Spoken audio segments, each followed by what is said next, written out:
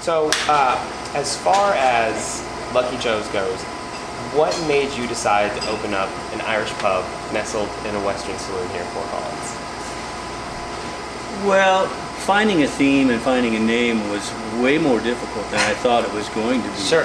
We wanted to be more of a steakhouse, Okay. food kind of place, but when we really started looking at this place and realized the limitations we have, the size of our kitchen and the size of what we can do with food storage, really put us in a different place.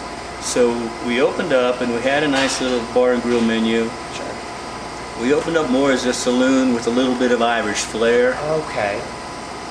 Thinking, okay, we're half a block away from where a railroad goes by. Right. Maybe some Irish railroad workers back in the day would have come here after their shift and hung out a little bit. I get it now. And I don't know who built the railroads out here, if it was the yeah. Irish or the Chinese, but that was just kind of how we were going to paying a little homage stage to it. the place. Sure.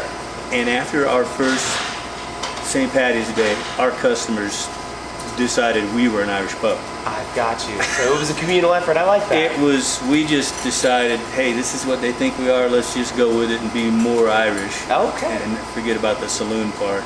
Okay, I get it. But we are in western states of the United States. We're not in Ireland. We're not in Chicago. We're not in New York or Boston. We're, I get it now. I like that. Those immigrants have true Irish pubs. Sure. First of all, Irish pubs don't have ceilings this tall. Oh, no kidding, right? Yeah, a little more intimate, a little smaller. Yeah. English and Irish pubs are very quaint, petite. and they're small. A little bit more cozy, if you will. Sure. But we make do. Yeah, no kidding. I like that. That explains it then. So originally meant to be a steakhouse, that explains the good. What was the catalyzing moment in your life that convinced you to open up a cheese shop and bistro in Fort Collins? So I know that you mentioned it wasn't specifically the cheese shop, it was more so just any business. But what made you decide that you wanted to be an entrepreneur? It really was about wanting, it was kind of this confluence of all these events of getting laid off in 08, then doing my MBA. I had pitched a couple of ideas to my wife historically about some entrepreneurial things that I wanted to do, but she just wasn't on board. Right. Part of it was her risk tolerance, part of it was where our family was at. The kids were younger, we had a house that was partially undone, and there's these things, and so then you fast forward to graduating, and I think part of it was just having the experience of the MBA behind me gave me more confidence in myself, Nancy more confidence in me. It was also the kids were older now. Right.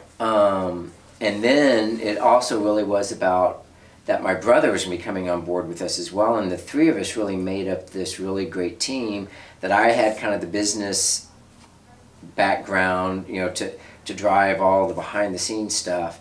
My wife is a very methodical, planned out person, and then Nate, of course, had 10 years of culinary. Of course. And so it was just that, where we were at in the life of our, individually, where I was at with my experience, where we were at in the life of our kids, and then bring my brother on board. Those four things really coalesced around this idea of, hey, we could open a cheese shop. No kidding. And for me, it was just, I've already said it, so I'll say it again, but for me, it really was about this, okay, I want to start something. I want to create something. I want to be my own boss. I want to see what it takes to, get into the community of my town that I love, Old Town Fort Collins specifically, and then just starting to step that out and what that looks like, methodically over the years. No kidding.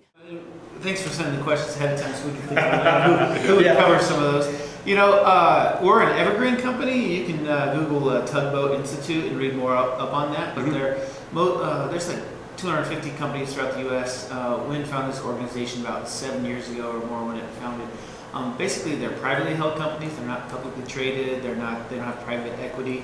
So they're all private companies, but they're in it for the long term.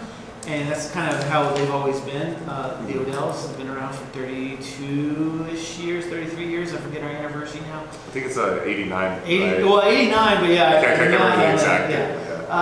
But it's that continuing on their legacy, that long-term vision. And we're not in it to be in it and find a buyer and sell. Really, their legacy of what they want to continue on is have been around for generations. So that's why putting that ESOP into place and employee ownership. Okay. So the next 3 to 5 years and then 10 years is that slow growth. We call it, within Evergreen there's 7 Ps, pragmatic innovation, people first, private is one of those, but one of them is paced growth. And so our growth is really just slow and steady. We aren't looking for huge gains. We aren't trying to take over the world. More like the Pickle Barrel by CSU, where they have the one shop. Right. Yeah, We aren't yeah. trying to be Subway or Quiznos or anything like that. right. You know, we're only in 20 states. We've slowly entered states over the last 30 plus years, but our goal is not to be a national brand. It's to sell most of our beer in Colorado, and we focus in Colorado. If we could do it all over again, there's a brewery in Wisconsin called New Glarus. They're larger than us, but they sell all of their beer in Wisconsin. Yeah. A lot of it's bootleg back to Chicago and things like that. But I think if we did it all over again, we wouldn't sell beer in North Dakota and Iowa and all that. And we appreciate the beers that we sell there now. Sure. But that slow growth mentality and grow steady enough that we can provide raises. That kind of sneak Well, attack in. my favorite places that I'd ever been to are places that just had a simple solo guitarist that was really talented, that could fulfill requests, have fun with people, have Sure. a little interplay. And the place my partner Lucky and I worked in Vail, we both tended bar at a place called the Red Lion, which Okay. was the first bar and restaurant that was ever opened in the town of Vail. Oh my goodness. And they had live music on a simple level. Sure. Single acoustic player. Sometimes there would be a duo. Sure. Where the guy would invite people up to play with him, stuff like that. And that's something you wanted to carry over. And those are sort of my favorite places. I sing and play guitar, but I don't do it well enough to be professional. But I enjoy it, Sure. and I appreciate it, and I'm decent enough at booking it. Okay. Because I can look around a room and see these people are really enjoying this person. Right. And I promise you, there's been a lot of people that have played here over the years where I didn't care for them. Sure. But I'd look around and see The people did. the people in this room really did. So I'm Yeah. like, all right, we'll hire them again. We'll get them back. No kidding. It's not about me. It's about Right. you. That's fair. Yeah, I mean, it really kind of began with Doug Winnie Corky, as the founders. Giving back was something that had always been a part of their lives. It was from the beginning, the table stakes to why a business should exist is that a portion of that business's success should be shared with the community around it. And that foundational commitment has become a cornerstone of the way Odell looks at our books, the way we look at our growth and our progress. It's having been here for a few years, it's so ingrained into what we do, it's really powerful. And everybody that works here knows it. We have had kind of different formats for how that giving works, but most recently we got the team together to talk about that and try to communicate it, because it used to be kind of an internal number. We had a pretty strong no big checks rule. The founders were like, no big checks ever, with us standing next to you like the Happy Gilmore with like The size of the check. like no big checks, no like giant cardboard ones where you take the photo and applaud yourself, but it was kind of internal and it was personal. And so our format was, X number of dollars per barrel of beer would be set aside for us to work with the community.